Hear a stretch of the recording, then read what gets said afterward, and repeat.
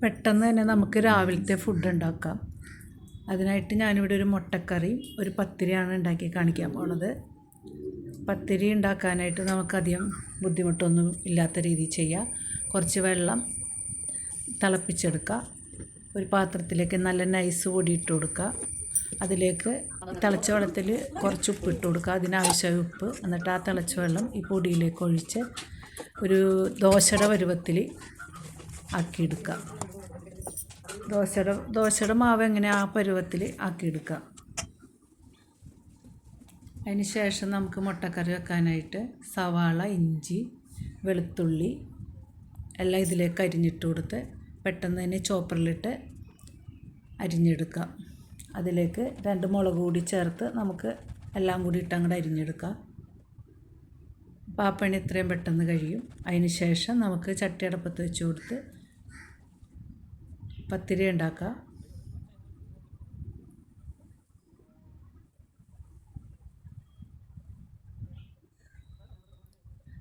നമ്മൾ പരത്തി ഉണ്ടാക്കുന്ന പത്തിരി പോലെ തന്നെ ഇരിക്കും ഇത്. ആ ടേസ്റ്റിൽ തന്നെ അതേപോലെ തന്നെ കിട്ടും.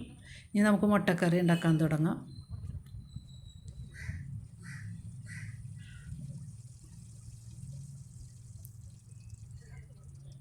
മുട്ടക്കറി ഉണ്ടാക്കാനായിട്ട് വെളിച്ചെണ്ണ ഇവിടെ ചൂടായിട്ടുണ്ട്. അതിലേക്ക് നമ്മൾ ചോപ്പ് ചെയ്ത് വെച്ചിരിക്കുന്ന സവാളയും ഇഞ്ചിയും വെളുത്തുള്ളിയും പച്ചമുളകും കൂടി ഇട്ട് കൊടുക്കുക. കുറച്ച് വേപ്പില ചേർത്ത് കൊടുക്കുക, കുറച്ച് ഉപ്പ് ചേർത്ത് കൊടുക്കുക. ഇതെല്ലാം നന്നായി വാടി വരുമ്പോൾ തേങ്ങാപ്പാൽ പിഴിയാനുള്ള സമയം മാത്രമേ നമുക്ക് കൂടുതലായിട്ട് വരുള്ളൂ. പെട്ടെന്ന് റെഡിയാകുന്ന ഉണ്ടാക്കാൻ പറ്റുന്ന ഒരു പണിയാണ്. അപ്പോൾ നമ്മളതിലേക്ക് ഗരം മസാലപ്പൊടി, മുളക് പൊടി, കുരുമുളക് പൊടി, കുറച്ച് മല്ലിപ്പൊടി മതി കേട്ടോ, കുറച്ച് മഞ്ഞൾപ്പൊടി, ഇത്ര സാധനങ്ങൾ ചേർത്ത് നന്നായി മൊരിച്ചെടുക്കുക. കുരുമുളക് പൊടി, ഗരം മസാലപ്പൊടി, മല്ലിപ്പൊടി, കുറച്ച് മല്ലിപ്പൊടി കുറച്ച് ചേർത്താൽ മതി. ഇതെല്ലാം കൂടി നന്നായി മൊരിച്ചതിന് ശേഷം നമുക്കതിലേക്ക് തേങ്ങാപ്പാൽ ഒഴിച്ചു കൊടുക്കാം.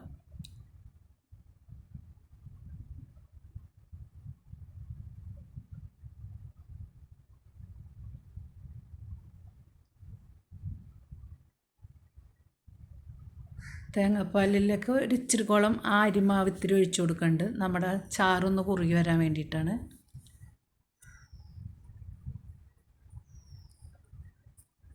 പത്തിരി രീതിയിൽ പെട്ടെന്ന് റെഡിയാക്കി എടുക്കാം.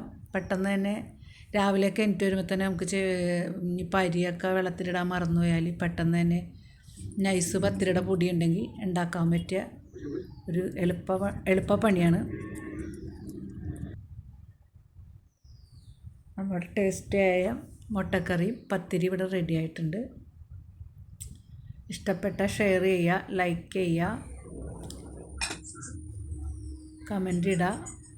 എല്ലാവരും ഇത് ചെയ്തു നോക്കുക.